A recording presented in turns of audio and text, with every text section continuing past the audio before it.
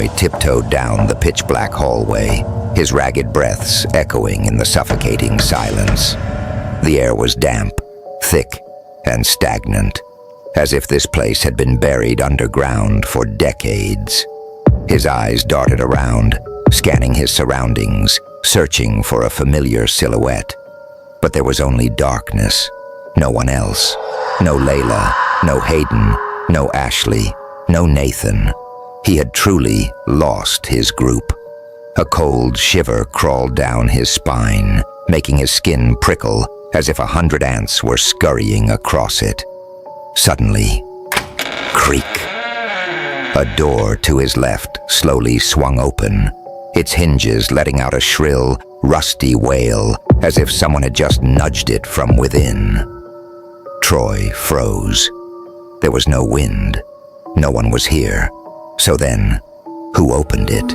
A gust of icy air blasted against his back, sending goosebumps rippling across his body. His instincts screamed at him not to enter, but his feet, as if compelled by an unseen force, inched forward, inside. A room filled with mirrors. Gigantic mirrors covered all 4 walls, polished to an unnatural gleam, reflecting even the tiniest of Troy's movements.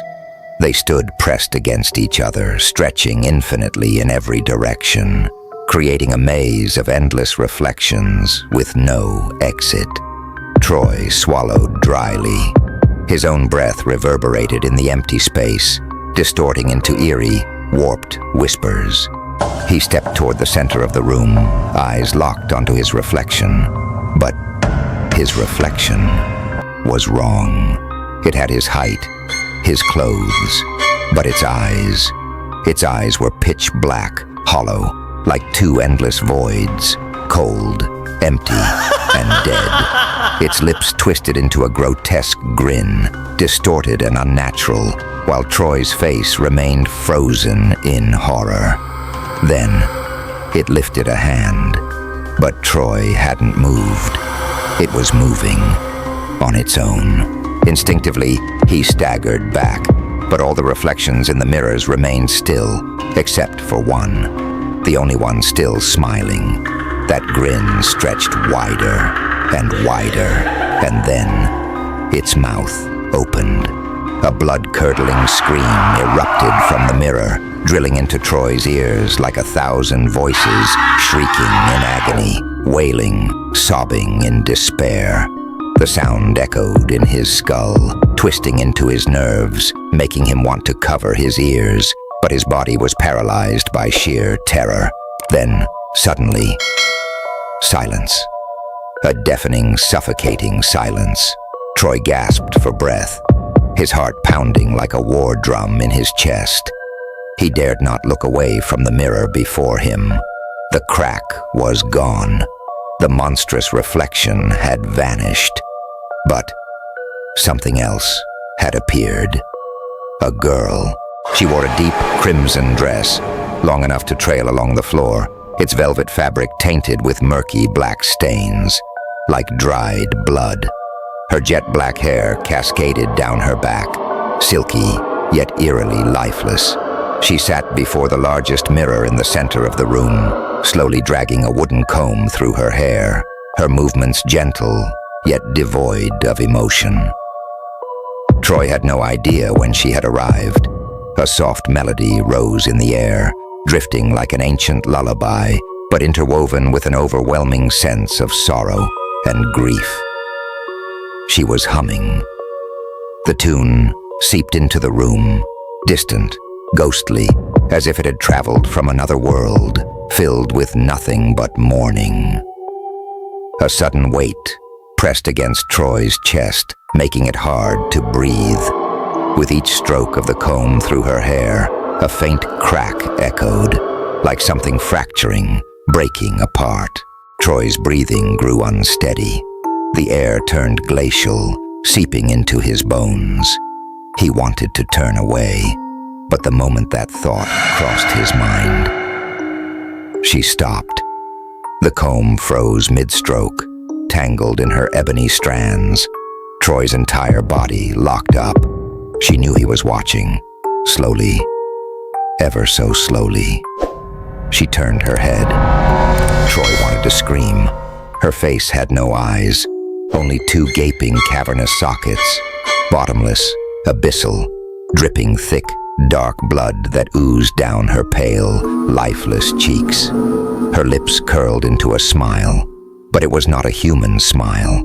Her mouth stretched unnaturally, tearing at the corners until it reached her ears, revealing rows of jagged, razor-sharp teeth, gleaming like those of a beast. A trickle of fresh blood dripped from the corners of her mouth, staining the hem of her crimson dress. She was smiling at Troy. A whisper slithered out from the depths of the mirror. "Would you like to brush my hair?" Troy screamed. He spun around, desperate to escape this nightmare. But the very moment he turned his back, crack! The mirror behind him shattered. Deep fissures splintered outward from the center, webbing across the glass like fractured bone. A pale, bloodless hand shot out from the cracks, lightning fast, clamping onto his wrist. It was ice cold. The instant it touched him, every ounce of warmth drained from his body, his muscles seizing up as if he had been plunged into a frozen abyss. A numbing, piercing chill shot down his spine, spreading like venom through his veins. But it didn't stop there. He struggled, but the grip was inhumanly strong. The fingers dug into his skin, bruising it with deep, sickly purple marks. Long, razor-like nails stabbed into his flesh, slicing through the outer layers, drawing warm droplets of blood that splattered onto the frozen floor. Troy opened his mouth to scream, but only a strangled gasp escaped. Crack! Glass shattered. Not just a single fracture, but the entire room erupted. The mirrors exploded outward as if something unseen had torn them apart from the inside. Shards of glass hung momentarily in the air before plummeting, spinning like a storm of deadly blades. Each fragment reflected something monstrous crawling out of the darkness. The Fiend in red stepped forward, silent, yet every step echoed like a death knell. Each movement sent ripples through her crimson gown, yet beneath the fabric, there were no feet, only an abyss, a swirling void of nothingness, as if she wasn't walking, but floating, her body jerking unnaturally, like a marionette being yanked by unseen strings. The room seemed to hold its breath, suffocating under her presence. Then, she lifted her head. Two hollow black voids peered at him from beneath her tangled hair, empty yet watching. From those voids, blood began to spill, dripping, pooling, seeping down her contorted, corpse-white face, painting her in a ghastly crimson.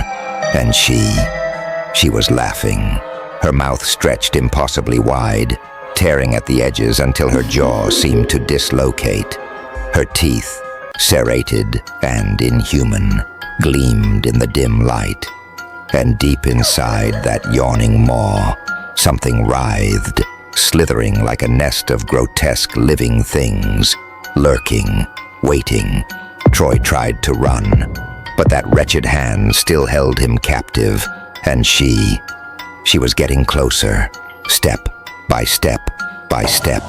The stench of decay clung to her, thick and putrid, the rancid aroma of rotting flesh left to fester in stagnant water. Her skeletal fingers clenched around his throat. Tighter, tighter. Nails like needles sank into his skin, carving deep, crimson gashes. His airway collapsed under the force. Troy thrashed, clawing desperately at her bony arm, but the more he resisted, the more she crushed him. She leaned down, her face inches from Troy's. A putrid breath washed over his skin, thick with the stench of decay, like a corpse left to rot in stagnant water. Her mouth opened wider, wider than humanly possible, as if her jaw had unhinged. Troy saw the darkness within, an abyss with no end. and for a fleeting moment, he felt as though he was being swallowed whole. His vision blurred, the air in his lungs drained away, his chest tightening in searing pain, as if hundreds of invisible hands were crushing his heart.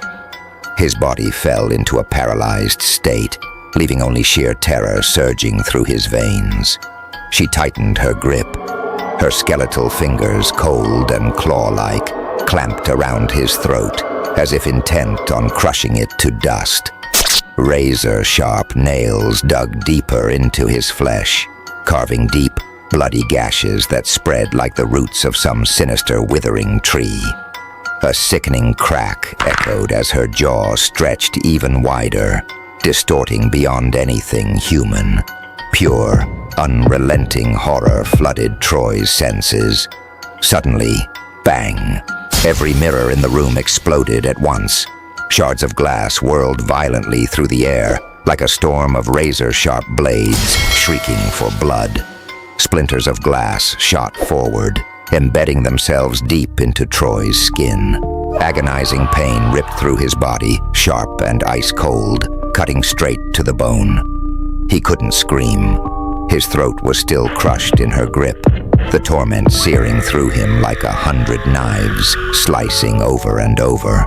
Warm blood gushed from the wounds, seeping into his clothes, dripping onto the wooden floor in scarlet rivulets. The room itself seemed to be gasping its last breath.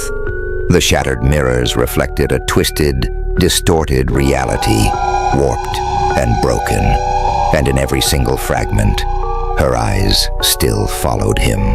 The fiend in red leaned into Troy's ear.